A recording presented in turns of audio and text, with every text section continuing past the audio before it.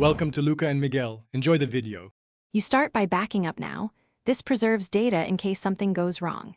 Connect to a stable Wi-Fi network and plug into power because downloads can stall.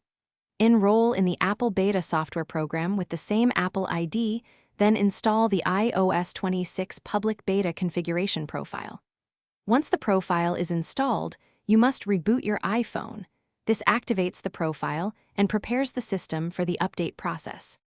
Once done, go to Settings, General, Software Update, and download the iOS 26 Public Beta OTA. Make sure you have 6/8 GB free. If not, offload large apps or move media to a computer using Finder. The download runs in the background while you carry on, but starting the install requires a reboot. Tap Install Now or Schedule Install Tonight.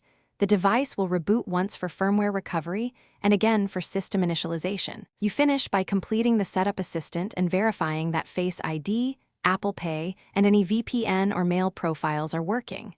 If the update stalls on verifying or fails mid-install, reboot immediately. If that does not help, remove the beta profile, reboot, re-enroll, and attempt the download again. For persistent issues, restore your backup from Finder or iCloud.